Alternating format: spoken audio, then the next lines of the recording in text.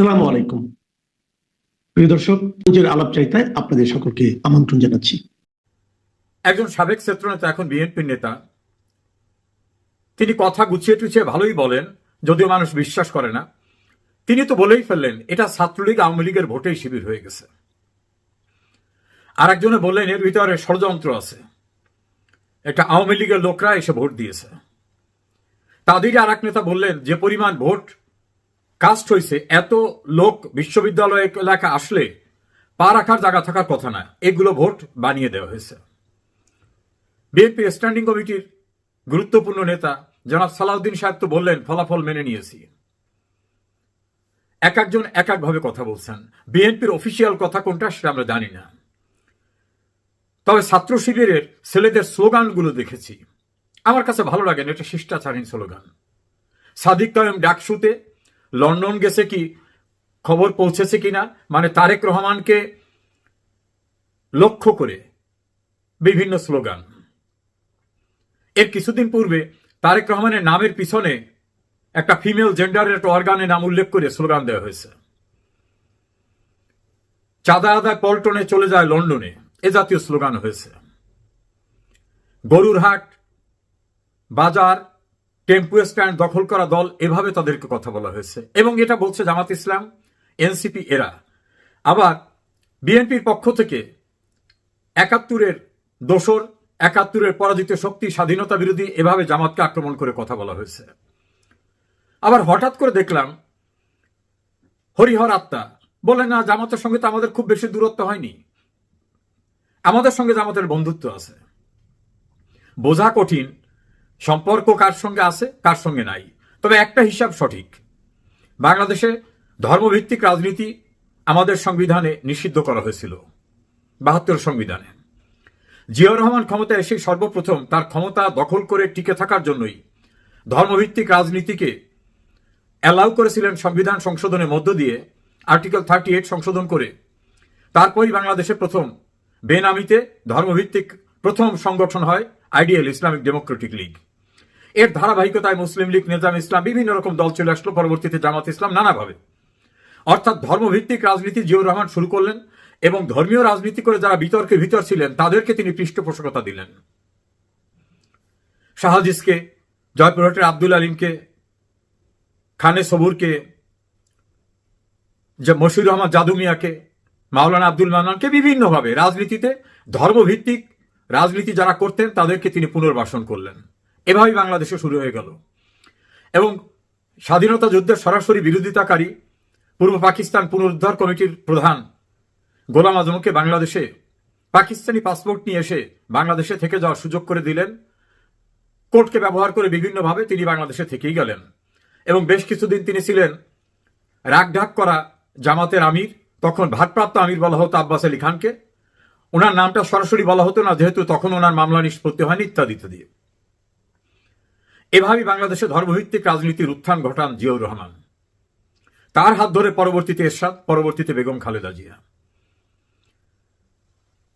ঢাকা বিশ্ববিদ্যালয়ে কখনোই ধর্মভিত্তিক কোনো ছাত্র সংগঠন ডাকসুতে নির্বাচিত হয়নি। ডাকসুর ঐতিহ্য, ঢাকা বিশ্ববিদ্যালয়ের ঐতিহ্য, বাংলাদেশের ভাষা আন্দোলন থেকে শুরু করে গণ অভ্যুত্থান, সামরিক শাসন বিরোধী, মুক্তিযুদ্ধ, সবকিছুতে ডাকসুর গৌরবময় ভূমিকা।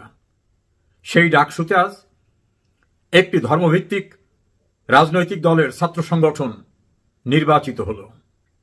এটা মুক্তিযুদ্ধের মধ্য দিয়ে অর্জিত বাংলাদেশের জন্য সুখকর খবর না। তবে এটা দিয়ে আওয়ামী লীগকে ভয় দেখাবার কোনো কারণ নেই। আমাদের হিসাব নিকাশ আছে, বাংলাদেশে ধর্মভিত্তিক রাজনীতি যারা করেন তাদের ভোটের সংখ্যা কত। ঢাকা বিশ্ববিদ্যালয়ের প্রেক্ষাপটটা ডিফারেন্ট। ছাত্রলীগ ইলেকশন করতে পারেনি সেখানে। মাদ্রাসা থেকে আসা ছাত্র সংখ্যা কি পরিমাণ ছিল।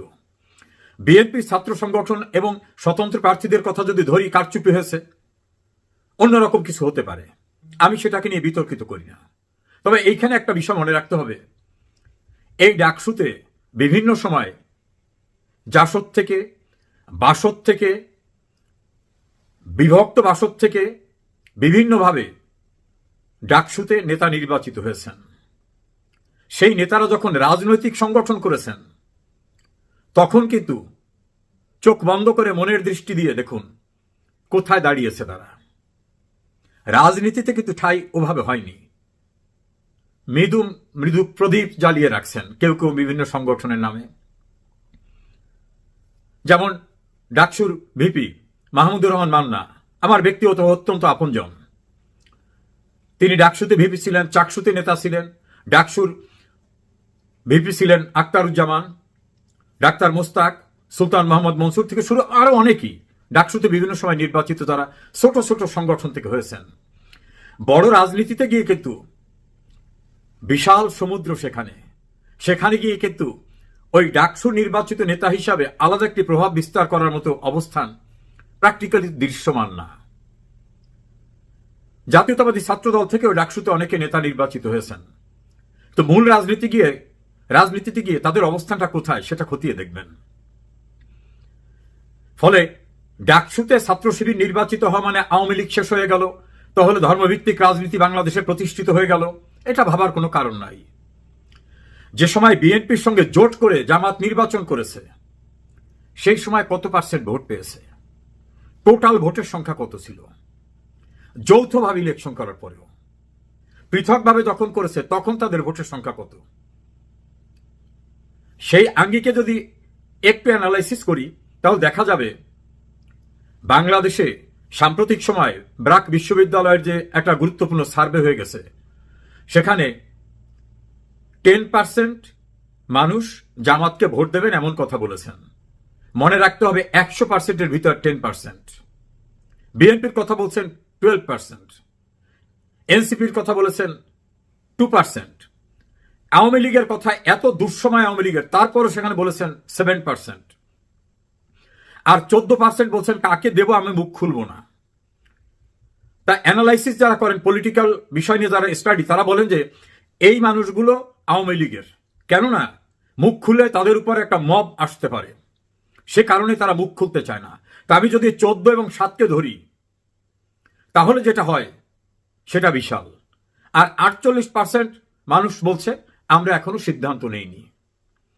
তো যদি বিএনপি করতেন বা জামাত করতেন বা এনসিপি করতেন, তারা সিদ্ধান্ত না নেওয়ার তো কোনো কারণ নাই। আওয়ামী লীগের বিরুদ্ধে তীব্র গালিগালাজ আছে, 16 বছরের শাসন, নির্যাতন, অত্যাচার, কত কথা। তাহলে তার সিদ্ধান্ত নিতে আর বাকি থাকার কথা না। সিদ্ধান্ত যারা নেয়নি এই অংশটা নিশ্চয়ই জামাত, বিএনপি বা এনসিপি করেন না। এরা আইদার আওয়ামী লীগ অথবা আওয়ামী লীগের অ্যালায়েন্সের লোকরা। কারণ বিএনপি করলে তো বিএনপির এখন যে পরিবেশ, একটা মহাসমারোহ চলছে তাদের, ভাবটা যেন তারাই ক্ষমতায়। জামাত তো ক্ষমতায় ডিসগাইজে আছেই। তারা বলে ফেলতো যে আমরা বিএনপি করি, আমরা বিএনপিকে ভোট দেবো, আমরা জামাতকে ভোট দেবো। এই দুঃসময় আওয়ামী লীগের তা সত্ত্বেও 7+% লোকেরা বলেছে আওয়ামী লীগকে ভোট দেব, আর 14% মুখ খুলতে চাননি। মুখ খুলে বিপদ হবে, তারা জানে কোনোভাবে যদি এটা ফাঁস হয়ে যায় তাহলে তাদের বাড়িঘর লুটপাট হবে, মবের হাতে মৃত্যুবরণ হতে পারে। আর 48%, মোট 62% লোক বাইরে রয়ে গেছে। তো বিএনপি এবং জামাত আর এনসিপি সবাই মিলে ঐক্যবদ্ধভাবে যদি ইলেকশন করে, আর যদি নির্বাচনে সকল রাজনৈতিক দলের অংশগ্রহণের সুযোগ থাকে, তাহলে কি অবস্থা হবে? এই যে যারা বাইরে রয়েছে, আওয়ামী লীগ এবং আওয়ামী লীগ অ্যালায়েন্স বা আওয়ামী লীগের সমমনা, communist party, NAP workers party, বিভিন্ন সংগঠন, জাতীয় পার্টি, জাসদ, এইরকম ভাবে। আর যদি জামাত নির্বাচন করে আলাদা, তাহলে বিএনপির সঙ্গে অ্যালায়েন্স করে জামাত যে ভোট পেয়েছিল, আমার ব্যক্তিগত ধারণা সেই পরিমাণ ভোট পেতে পারে। আসন সংখ্যা 2-4-5টা বাড়তেও পারে। কারণ বিএনপির সঙ্গে একটা নেগোসিয়েশন তাদের অবশ্যই হবে, এটা আমার ধারণা। সেটা এমন হবে যেখানে জামাতের গুরুত্বপূর্ণ ব্যক্তি, সেখানে বিএনপি খুবই নামকে অস্তা প্রার্থী দিতে পারেন কন্টেস্ট দেখাবার জন্য। আবার যেখানে বিএনপির গুরুত্বপূর্ণ ব্যক্তি, সেখানে জামাত নামকে অস্তা কোন রকম একটা প্রার্থী দিতে পারেন। আবার কিছু কিছু সিটে 2-4 জন লোককে দিতে হবে। ছোট ছোট দল যারা বিভিন্ন সময় হাজিরা দিয়েছেন এইসব কথিত জুলাই আগস্ট আন্দোলনে, টেলিভিশনে বড় বড় ভাষণ দিয়েছেন, প্রেস ক্লাবের সামনে গরম গরম কথা বলেছেন, পত্রিকায় গিয়ে, সেমিনারে, রাতে টকশোতে অনেক কথা বলেছেন, তাদের তো ভাগযোগ কিছু দিতে হবে। যেমন ভিপি নূর, তার সেক্রেটারি, এদের এলাকায় কাজ করতে যেন কেউ বিঘ্ন সৃষ্টি না করে বিএনপির পক্ষ থেকে চিঠি দিয়ে বলা হয়েছে। অনুরূপভাবে জনাব মাহমুদুর রহমান মান্নার এলাকা সহ আরো কিছু কিছু এলাকায়। তো যদি বিএনপির এবং জামাতের যৌথ নির্বাচন না হয় তাহলে ভোট আসতেছে 28% লোকদের ভোট, আর বাইরে থাকছে যে পরিমাণ, তাতে কিসের নির্বাচন হবে? প্রথমত এই নির্বাচন আদৌ হবে না। আমার পলিটিক্যাল অ্যানালাইসিস যেটা, নির্বাচন আওয়ামী লীগকে এবং আওয়ামী লীগের অ্যালায়েন্স বা প্রগতিশীল রাজনৈতিক দলকে বাদ দিয়ে আদৌ নির্বাচন করতে পারবে না। যদি 1996 সালের 15 ফেব্রুয়ারি মার্কা নির্বাচন করে, তার মেয়াদ ওই যে 1 বছর হতে পারে, 1 মাস হতে পারে, আমি দুঃখিত, আগেরটা যেরকম হয়েছিল 1 মাস হতে পারে। কিন্তু বর্তমানে বাংলাদেশের যে অবস্থা, যারা কথিত জুলাই আগস্ট আন্দোলন ছিল তারাও বলে শেখ হাসিনাই ভালো ছিল, আগেই ভালো ছিলাম। কারণ মবের রাজত্বে কেউ নিরাপদ না, কেউ তার আর্থিক সঙ্গতির এত খারাপ হয়ে গেছে তিনি আর অন্য কাউকে চান না। সবকিছু মিলে উন্নয়ন, মানুষের যে মৌলিক চাহিদা, অন্ন বস্ত্র বাসস্থান চিকিৎসা শিক্ষা, সব চাহিদা যেভাবে শেখ হাসিনা মিটিয়েছিলেন, সরকার পরিচালনা করতে গিয়ে সরকার তো আর ফেরেশতারা পরিচালনা করে না। মানুষ ভুল হতেই পারে, ভুল হয়নি এ কথা বলার কোনো কারণ নাই। দল হিসাবে আওয়ামী লীগের ভুল হতে পারে, হয়নি এ কথা বলার কোনো কারণ নাই। সেই ভুল সব উপচে যাচ্ছে এই সীমাহীন ব্যর্থতা এবং বিএনপি 5 আগস্টের পরে যে মবের রাজত্ব কায়েম করেছিল, যে লুটপাট করেছে, যে চাঁদাবাজি করেছে, রাস্তাঘাটে আওয়ামী লীগের লোকদের ধরে মারধর করা, তাদেরকে পুলিশের হাতে দেওয়ার আগে নির্মম আচরণ করেছে, এই দৃশ্য সামাজিক যোগাযোগ মাধ্যমে ভাইরাল হয়েছে, সবাই দেখেছে। হাটবাজার দখল করা, বাস স্ট্যান্ড দখল করা, আওয়ামী লীগের লোকজনদের ব্যবসা বাণিজ্য দখল করা, বাড়িঘর দখল করা, বাগান দখল করা, মাসের লিজ দখল করা, এ জায়গায় বিএনপি জামাতকে অতিক্রম করে ফেলছে। এই যে ভয়াবহ ইমেজ সংকটটা, এ কারণেই বোধহয় তারেক রহমান বারবার বলেন যে আগামী নির্বাচনটা খুবই কঠিন হবে। অবশ্য তারেক রহমানের লোকরা মনে করেন যে ক্ষমতায় তো এসেই গেছি, খালি তারেক সাহেব এসে প্রধানমন্ত্রীর আসনে বসে যাবেন, আর কোথাও না, সেটাই। আর জামাত ইসলাম তারা তাদের রাজনৈতিক পরিমণ্ডলে ক্ষমতায় যাওয়ার আগে যে পরিমাণ ভাবে সাম্প্রদায়িকতাকে প্রাধান্য দিচ্ছে, তাদের লোকরা কোন মেয়ে রাস্তা কি পোশাক পরে বের হবে, কোথায় একজন চিত্রজগতের নায়িকা একটা অনুষ্ঠান উদ্বোধন করতে যাবেন, পারবেন না। দেখলাম স্লোগান ডাকসু নির্বাচনের পরে, হিজাব হিজাব হিজাব। তারা কি শহীদ মিনার ফুল দিতে যাবেন? যদিও মতিউর রহমান নিজামী, আলী হাসান মুজাহিদকে এক প্রশ্ন করার পরে তারা বলছিলেন শহীদ বেদিতে যাওয়া একটা রাষ্ট্রীয় আচার অনুষ্ঠান, ওখানে যাওয়া যায়। ঢাকা বিশ্ববিদ্যালয়ের কিভাবে ভোট হয়েছে, কিভাবে কারা নির্বাচিত হয়েছেন, এটা নিয়ে আমার কোনো উদ্বেগ উৎকণ্ঠা নাই। কে হলেন কে না হলেন নাই। আমি নিজে ছাত্রলীগের কর্মী ছিলাম। আমি জিয়াউর রহমানের সামরিক শাসনামলে দুঃসহ সময় ছিল, আমি একটি কলেজ ছাত্র সংসদের ভিপি নির্বাচিত হয়েছিলাম, একটি কলেজ ছাত্র সংসদের জিএস নির্বাচিত হয়েছিলাম, ছাত্রলীগের একটি ডিভিশনাল শহরে নেতৃত্ব দিয়েছি।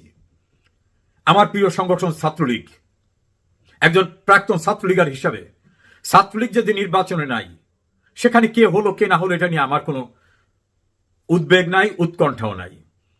তবে দেখলাম রাখি বন্ধন বিএনপির সঙ্গে তারেক রহমান, রুমিন ফারহানা এরা তো বলতেন একই মায়ের 2 সন্তান, একই বৃন্তের 2টো ফুল, ছাত্র দল এবং ছাত্র শিবির। এই একই বৃন্তের 2টা ফুলের এখন আজ দুজনার 2টি পথ ওগো দুদিকে গেছে রে, এইভাবে হয়ে গেল মনে হয়। আবার দেখা যাবে সময় মতো তারা এক হয়ে যাবেন। আওয়ামী লীগ 1949 সালের 23শে জুন তৈরি হয় একটা রাজনৈতিক সংগঠন, একটা ইনস্টিটিউশনে পরিণত হয়েছে।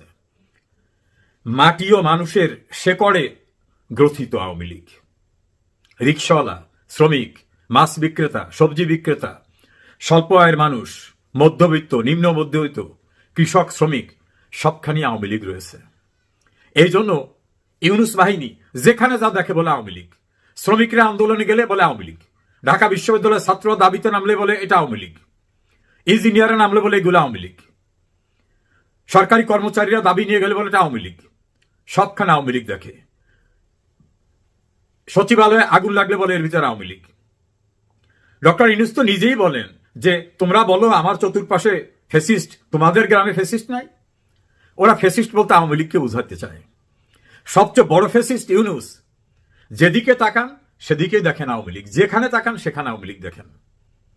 কাজে আওয়ামী লীগের নেতাকর্মী, শুভাকাঙ্ক্ষী, শুভানুধ্যায়ী যারা আছেন, তাদের উদ্দেশ্যে আমি ব্যর্থহীন ভাষায় বলবো, রাজনীতি এত সহজ বিষয় না। ঢাকা বিশ্ববিদ্যালয়ে কে নির্বাচিত হলো কে হলো না, এর সঙ্গে জাতীয় নির্বাচন সম্পৃক্ত না। ঢাকা বিশ্ববিদ্যালয় ডাকসুতে মাহমুদুর রহমান মান্না নির্বাচিত হননি বাসদ থেকে, অন্যান্য সংগঠন থেকে আরো অনেকে নির্বাচিত হয়েছেন না? তাতে কি দেশের রাজনীতির কোনো পরিবর্তন হয়েছে? আওয়ামী লীগ একটা আদর্শ, একটা বিশ্বাস, একটি ভালোবাসা এবং বাঙালি জাতির ইতিহাসে যা কিছু গৌরবময় অর্জন সব এসেছে আওয়ামী লীগের নেতৃত্বে। কাজী মানুষের ঠিকানা আওয়ামী লীগ, মানুষের আস্থা শেখ হাসিনাতেই। কি মামলা করতেছে, কোন মামলায় সাজা দেবে, কোথায় ডাকসুতে কে কি হচ্ছে,